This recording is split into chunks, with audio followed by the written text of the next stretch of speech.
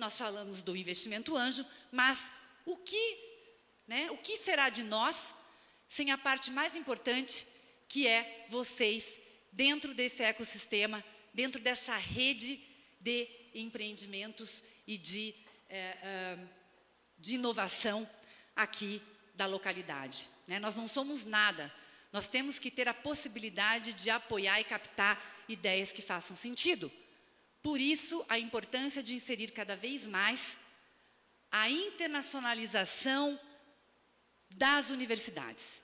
Esse é um tema polêmico, mas a gente sabe, pelo anúncio que ocorreu em 17 de agosto agora, bastante recente, poucos de vocês sabem, mas a USP, que é uma grande referência como universidade aqui no Brasil, poucas universidades aqui no Brasil estão num ranking global, mas ela está adotando, nesse momento, o TOEFL e o GRE para serem ferramentas de concessão de bolsas, inclusive para receber estudantes internacionais.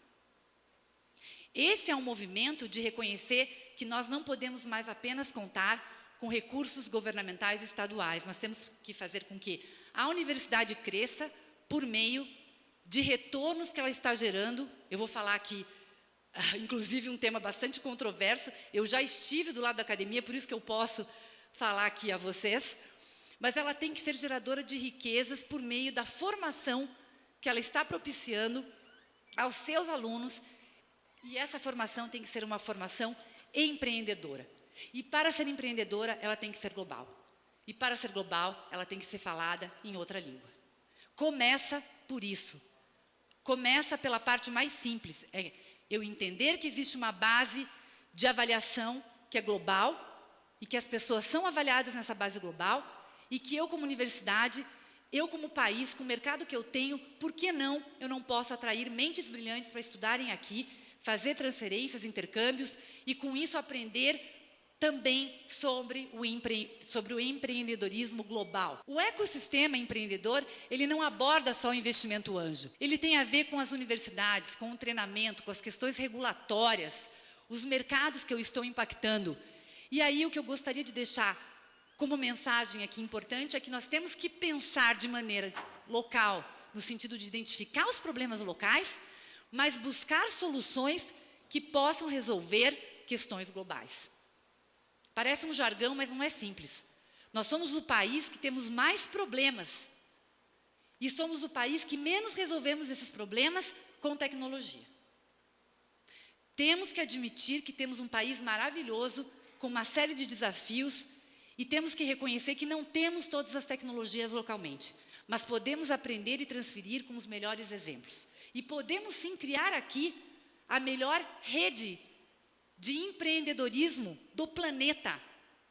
Nós temos capacidade, competências, pessoas e sabemos navegar num sistema complexo que é o Brasil. Temos que fazer isso para ontem. Já retrocedemos muito. Temos que reconhecer as nossas competências. E para isso nós temos que trabalhar cada vez mais para universalização da universidade, internacionalização da universidade, levar a universidade brasileira a ser reconhecida de uma série de formas. Eu acho que o empreendedorismo é uma plataforma muito forte, porque é através dele e de empresa de base tecnológica que nós vamos criar, que nós vamos reconhecer que temos um sistema avançado para trabalhar. Então, esse é o desafio. E não menos importante, queria deixar aqui com vocês também as startups que investimos, mas um pouquinho antes disso, deixar uma mensagem importante sobre o investimento anjo. E aqui falo também em nome da nossa rede Curitiba Angels, que é abrir um diálogo com os nossos políticos, abrir um diálogo com a comunidade para revisar as emendas que estão impedindo que investidores anjo continuem a realizar seus investimentos de risco em função da tributação que está sendo colocada nesses investimentos. Ao contrário de outros países em que pessoas individuais que investem têm dedução de suas taxas e são, na verdade, premiadas por investir em risco, aqui no Brasil nós estamos sendo penalizados. Os nossos investimentos, se eu hoje estou investindo em uma startup, eu pago a mesma faixa de impostos se eu estivesse fazendo um investimento, por exemplo, em CDB. Com todo o risco que eu estou correndo, porque eu posso perder todo o dinheiro que eu estou investindo. Então, aqui, quando a gente está falando de educação empreendedora, quando a gente está falando de investimento anjo, a gente tem que falar sobre o componente regulatório, o componente político, em que vai nos apoiar. Esse diálogo tem que ser aberto para que a gente possa fazer com que aqui no Paraná a gente tenha uma forma mais adequada de regular a questão de investimentos anjos e diminuir e dar vantagens a respeito dessa tributação. Aqui uma lista rápida das startups que já fizemos e realizamos investimentos. Eu havia falado sobre a nossa primeira, que ganhou aí a lista das 3 startups mais relevantes na América Latina. Contabilizei.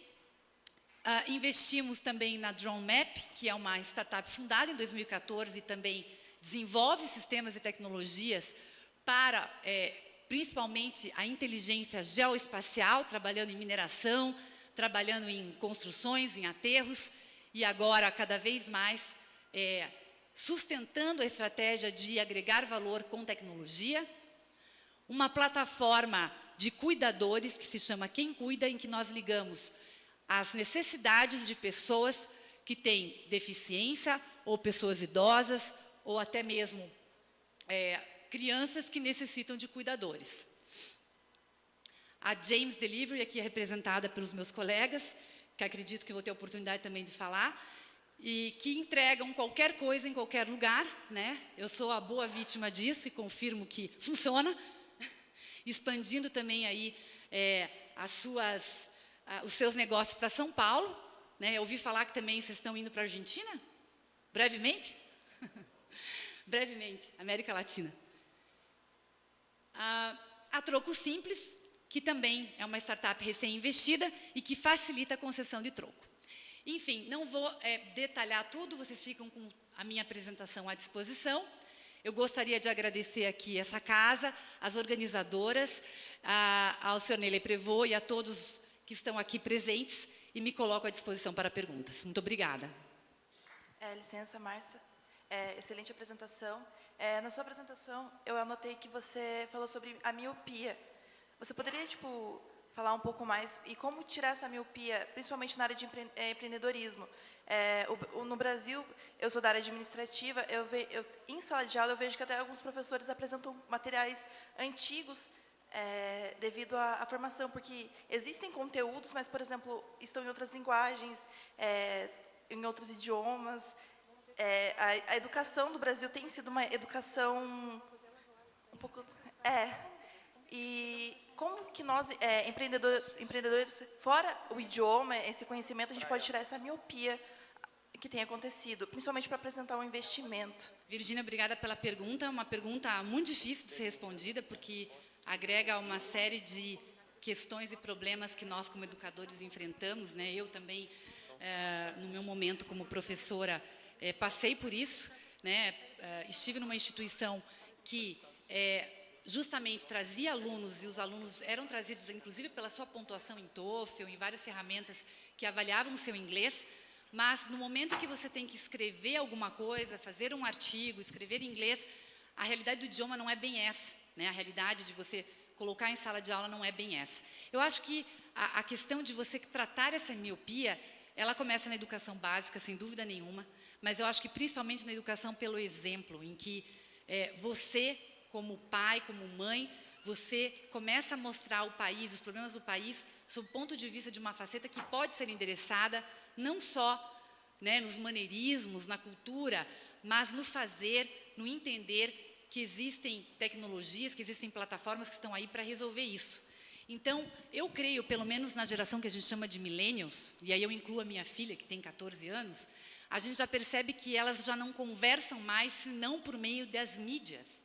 E essas mídias, essa linguagem, hoje, ela está muito mais democratizada, muito mais dividida, compartilhada. E aí nós temos também o outro lado, né, que é o quanto que a própria tecnologia está ajudando a diminuir essas barreiras.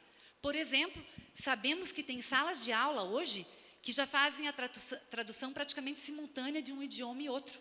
Ou seja, eu consigo dar uma aula aqui, com uma sala na Coreia e automaticamente isso é traduzido para eles e aquilo que eles falam para mim. Então, essas barreiras estão diminuindo sob o ponto de vista da linguagem, né, com o uso da tecnologia.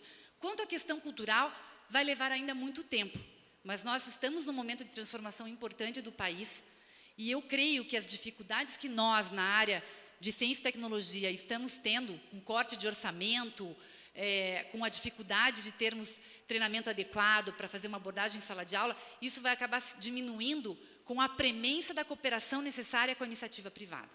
Né? Novamente, eu estou falando, advogando aqui, em favor de que a gente, cada vez mais, se volte para o mercado, inclusive as próprias universidades. Eu acho que esse colocar o olhar ao mercado e ver a indústria, ver as startups, ver você como uma professora empreendedora, se aproximar desse sistema e mostrar que juntos podemos resolver essa miopia em sala de aula.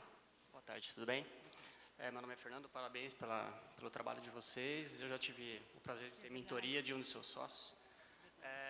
A minha pergunta é o seguinte, eu tenho visto uma transferência muito grande de profissionais querendo ir para startups, muitos deles saindo de grandes corporações, mas eu também tenho visto o processo inverso de profissionais que voltaram para grandes corporações e pelos depoimentos que a gente vê que existe uma iniciativa muito grande em inovação, em querer fazer as coisas acontecerem, e quando de fato as coisas começam a acontecer, essa empresa precisa se estabelecer como uma corporação, e aí começa a entrar então a necessidade de se ter processos, métodos de uma empresa de verdade.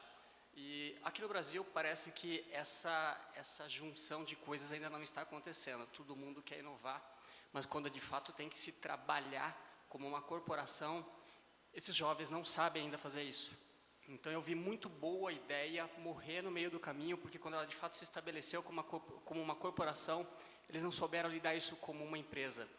E aí, aonde entram os profissionais antigos, que conhecem processos, junto dessas startups, né? Eu li recentemente agora como é que CIOs, CFOs e CEOs estão se comportando dentro de startups, as dificuldades que eles têm, porque é tudo incerto, tudo não tem orçamento, tudo não sabe o que vai acontecer, e eles já estavam acostumados em trabalhar em corporações que têm planejamento estratégico, de médio a longo prazo. Como é que vocês veem isso? Como é que está sendo trabalhado isso no Brasil? Como é que se juntar essas coisas para fazer uma startup ser um sucesso depois que ela inovou? Agora ela tem que se manter e tem que continuar crescendo. Ótima pergunta, novamente. Parte da sua pergunta você mesmo respondeu, né? Essa complementariedade entre esse público jovem, com garra, com ideia, trazendo pessoas que têm experiência para trabalhar em determinados processos que são mais de execução, de dia a dia. Eu acho que a própria resposta sua é a minha resposta. A complementaridade de competências e de times. E reconhecer que a startup ela pode começar com alguém muito jovem, mas pode começar também com alguém que está reinventando a sua carreira.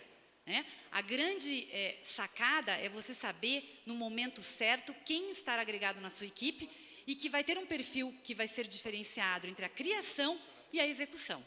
Nem sempre isso é muito compreendido no momento da empresa, porque existe um momento inicial que é realmente de convencimento, de montar pitches, de convencer investidor, tem a pessoa de visão estratégica, de criatividade, mas no momento que você vendeu aquele seu negócio, no sentido de que você teve investimentos ali colocados, você tem que partir para a execução, isso tem que dar certo. E isso é 99% suor, não é só inspiração. E a gente vê o caso das empresas que estão aqui dando certo, montando exatamente esses times que vão agregar ferramentas, que vão agregar conhecimento para a execução. E é isso que faz a diferença. Por outro lado, tomar muito cuidado com a questão do ciclo de vida da empresa. Se você também trabalha só com a execução, você deixa de enxergar o teu próximo ciclo de inovação. Então, é sempre um equilíbrio entre as forças do dia a dia e você fazer previsão de futuro. A gente não tem uma fórmula exata para isso, mas o que a gente percebe nas empresas é a capacidade de incorporar competências corretas no momento certo e também escolher o sócio certo. Boa tarde. Meu nome é Luiz Fernando, eu sou professor e estudante. E eu vi a garota falando ali a questão da língua inglesa, né, como um empecilho desenvolvimento intelectual dos estudantes, só que, não sei se ela sabe, só na China tem mais pessoas estudando inglês do que toda a população do Brasil. E os melhores textos, os melhores artigos, teses, dissertações, trabalhos de pós-doutorado, a língua ideal para fazer esses trabalhos, que é a mais importante comercialmente, é o inglês. Então, eu gostaria de saber da senhora o que o Brasil pode fazer. O que o Brasil pode fazer para incentivar mais o estudo da língua inglesa no nosso país. Porque já foi provado que um dos obstáculos que impedem o desenvolvimento do Brasil é o fato da população brasileira saber muito pouco do inglês. Para a senhora ter uma ideia, pessoas que dominam o inglês no Brasil é aproximadamente 1% da população. Pessoas que dizem que têm um domínio do inglês, mas não têm, chegam a 5% da população. Então, quer dizer, praticamente 95% da população brasileira não sabe praticamente nada do inglês. Isso é um empecilho para o desenvolvimento do nosso país. Então, gostaria de saber, na sua opinião, o que o governo, digamos assim, as universidades podem fazer para incentivar mais o estudo da língua inglesa no nosso país, principalmente para a população mais carente, que é a que mais precisa da ajuda do governo e da sociedade organizada. Muito obrigada pela pergunta. Também não é uma pergunta simples, porque nós estamos abordando uma questão de raiz, mas já desde pequenininha eu ouvia na minha casa que a necessidade é a mãe da invenção. É a coisa mais básica que existe. Se a gente estiver falando da proliferação da língua inglesa como idioma que permitirá a esse cidadão se desenvolver, crescer, alçar voos, se internacionalizar, a gente tem que pensar no uso, na aplicação desse idioma no seu dia a dia. Hoje eu vejo que a artesania, o trabalho mais básico, o aprendizado dessas técnicas, ele está disponível de maneira abrangente nas mídias, e o próprio acesso digital a essas mídias é importante tanto quanto a língua. Primeiro ponto, que é o ponto mais básico, que é o acesso à internet, e que também nós não temos os melhores números aqui, né? Começa por aí. Em segundo lugar, dar visibilidade a essas pessoas da importância da língua na sua função, na sua educação, na base. E aí sim nós conseguimos formar esse cidadão para estar inserido socialmente e também falar sobre um tema que a gente pouco fala, que não é só a inserção digital dessas classes menos favorecidas, mas é a inserção digital de pessoas que não nasceram e não são pessoas que são nativos digitais, né? Os nossos pais, os nossos avós, pessoas que saíram das suas profissões e não se atualizaram. Então, tão importante quanto a educação básica é também a educação continuada, é a educação para pessoas que perderam o ciclo de inovação. Eu acho que o inglês ele tem que estar presente em toda essa cadeia de valor. Eu, pessoalmente, conheço uma pessoa que trabalha, que está trabalhando com as universidades no Brasil para fortalecer a internacionalização dessas universidades. Eu coloco aqui à disposição da casa uma conversa com ele, para que ele possa, inclusive, nos ajudar a fazer um plano para disseminar o inglês, desde a população que tem mais necessidade, até no momento em que você está reinventando a sua profissão. Eu gostaria de colocar esse desafio. Soluções nós temos que sentar, planejar e fazer algo sustentável em relação ao uso do inglês, que é fundamental.